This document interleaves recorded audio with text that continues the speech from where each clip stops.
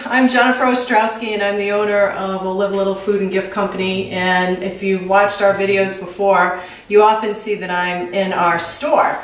But I'm home today with Hugo, which you may have seen in some of our advertisements. He's our French Bulldog. He's just about a year old, and he loves hanging out in the kitchen with me when I'm cooking, so I thought I'd let everyone say hi to Hugo, and Hugo, hi to you, and then we're going to get going on a really delicious summer pea soup.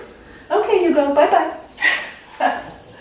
So I have all the ingredients here for a really delicious summer pea soup, which can be served cold or hot, and it's nothing like the typical heavy split pea soup that you usually would have in wintertime.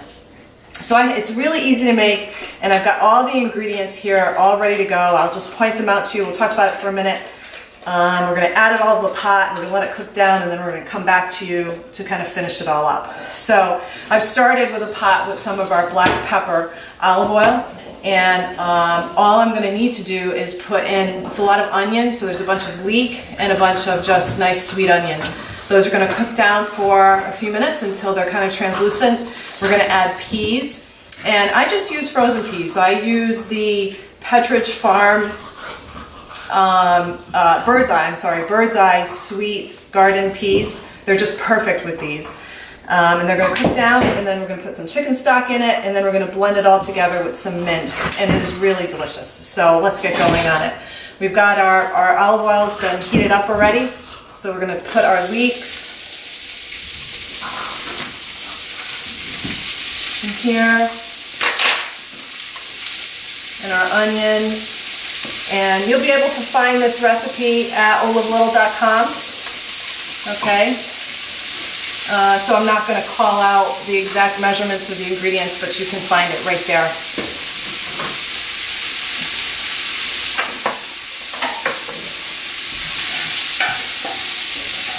So here we go. We've got just a bunch of onion. We're going to let this cook down. And when we come back to you, the soup will pretty much be ready to puree. See you soon. Okay, so I'm back, and this probably took all of 10 minutes max. The onions cooked down really, really quickly. We put the chicken stock in and the frozen peas that had been quickly thawed by just rinsing them under some cold water. So we have this nice little mix here, and all I'm going to do is add our salt and pepper,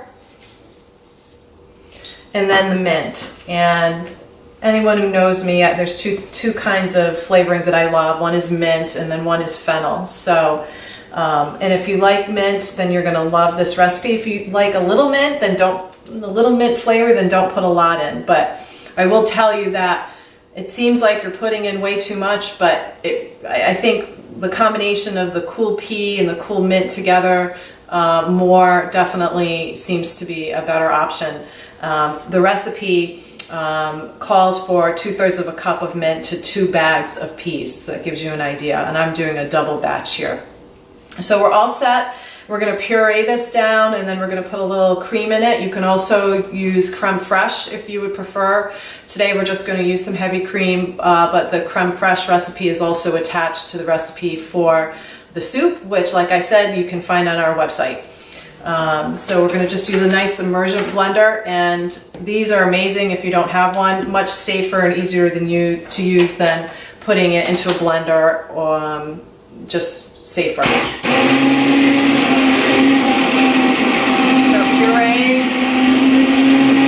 turn this up a little. And the one thing that I love about this soup is the color. It's such a beautiful green color.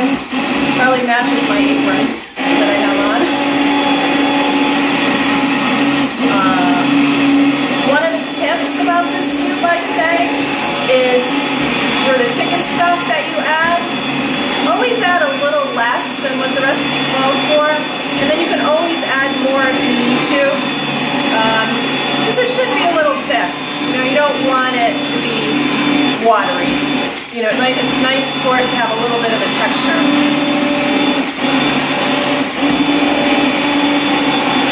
And if you like it, got a little bit of coarseness to it, you can stop pureeing at any time. I tend to like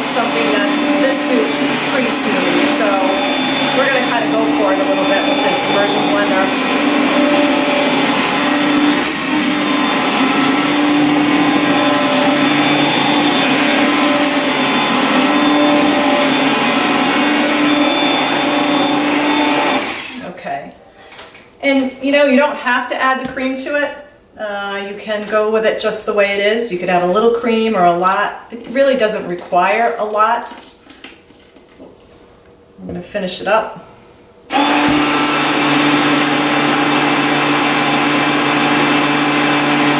it's still a real pretty color even after you add the cream.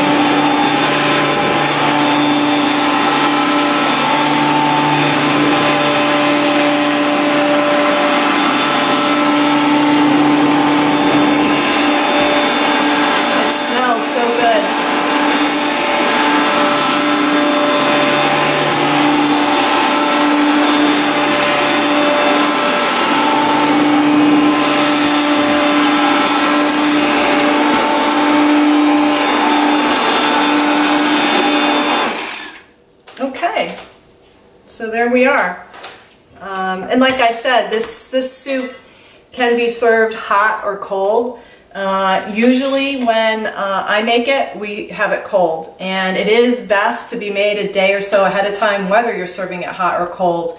The mint and the other flavors really meld together, and it makes a really big difference. It will taste different on the day you make it, as opposed to waiting a day or so. But we're just going to plate it hot, so you can see how pretty it is in a bowl.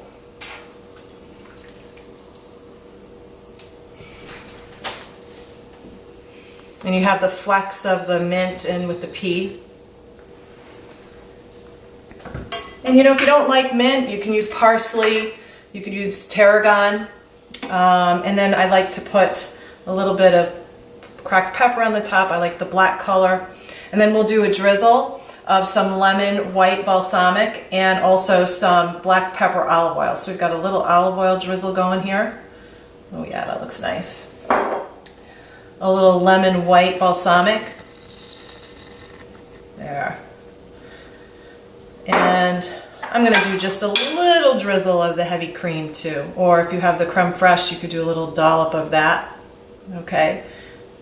And what makes it really yummy are a couple crispy, crunchy garlic croutons. You probably can never have enough of those in this soup. They're so delicious. And then a little sprig of mint, or you could put a little chive or what have you. So it's a really quick soup to make. Plan ahead if you want to let it sit for a day or two, because the flavors do meld together and it does taste even better the next day. So hope you enjoy it, and let us know how you make out when you make it. Thanks.